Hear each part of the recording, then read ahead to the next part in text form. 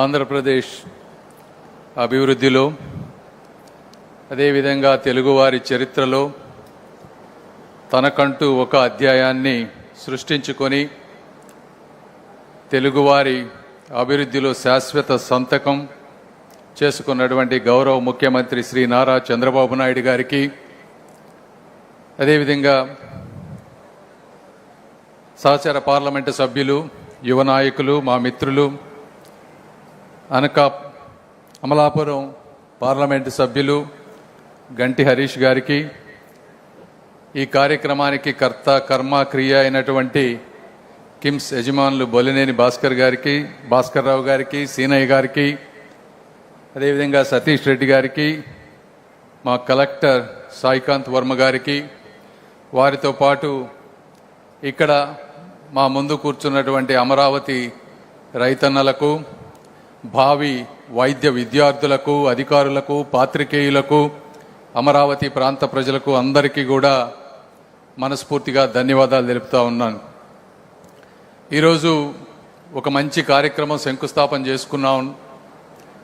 దాని శంకుస్థాపన అనే దానికన్నా కూడా ఒక మంచి విత్తనాన్ని నాటామని అనిపిస్తూ ఉంది నాకు. ఈ విత్తనం అనేది ఒక మహావృక్షంగా మారబోయేటువంటి విత్తనం, మానవ జీవితాన్ని మార్చగలిగేటువంటి శక్తి ఉన్నటువంటి విత్తనం, మన ఆంధ్రప్రదేశ్లోని వేల కుటుంబాల భవిష్యత్తుని మార్చగలిగే శక్తి ఉన్నటువంటి విత్తనం. ఈ అమరావతి నేల సాక్షిగా ఒక నైపుణ్య రాజధానిగా, ఆరోగ్య రాజధానిగా, వైద్య సేవలను ప్రపంచ స్థాయికి వాటికి దిశ చూపే విధంగా నాంది పలికే ఈ కార్యక్రమానికి అంకురార్పణ చేసినటువంటి కిమ్స్ యాజమాన్యానికి గుంటూరు ప్రాంత ప్రజల తరపున మనస్ఫూర్తిగా ధన్యవాదాలు తెలుపుతా ఉన్నాను మరొక్కసారి. ఎందుకంటే ఈరోజు ఇందులో చాలా ఉన్నాయి. మెడికల్ కాలేజ్ ఉన్నాయి, ఎలీడ్ హెల్త్ సైన్సెస్ ఉన్నాయి, అంటే ఫార్మకాలజీ, నర్సింగ్ కాలేజ్, అదేవిధంగా డెంటల్ కాలేజ్, వీటితో పాటు ఇంజనీరింగ్, ఎంబీఏ, మేనేజ్మెంట్కి సంబంధించినటువంటి అనేక ఉన్నాయి. అయితే వీటన్నిటిలో అత్యంత ముఖ్యమైనది నా ఉద్దేశం ప్రకారం ఈ మెడికల్ కాలేజ్ కానీ దాని చుట్టూ ఉండేటువంటి ఎలీడ్ హెల్త్ సిస్టమ్.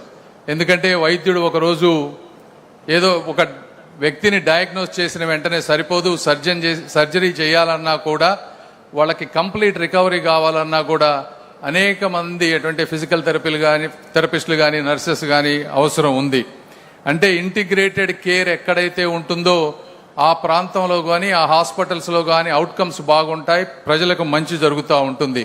అదేవిధంగా ఇంటిగ్రేటెడ్ కేర్ ఉండటం వల్ల మీరు ఒకసారి చరిత్రలోకి వెళ్ళి చూస్తే అమెరికా లాంటి ప్రాంతంలో మయో క్లినిక్ లాంటి ప్లేసులు తీసుకున్నారంటే, మిన్నెసోటాలోని ఒక మారుమూల గ్రామం, చిన్న ప్రాంతంలో మొదలైనటువంటి ఒక మయో క్లినిక్ ఈరోజు అమెరికాలో దాదాపుగా $17 బిలియన్ రెవెన్యూ, అంటే అమెరికాకి, ఆ రాష్ట్రానికి దాదాపుగా $7 బిలియన్ రెవెన్యూని ఆ ఒక్క రాష్ట్రంలో అది ఎక్కడ ఉందో దాన్ని క్రియేట్ చేస్తూ ఉంది. అంటే $17 బిలియన్ రెవెన్యూ అంటే దాదాపు మనం 1,50,000 కోట్ల గురించి మాట్లాడుతూ ఉన్నాం.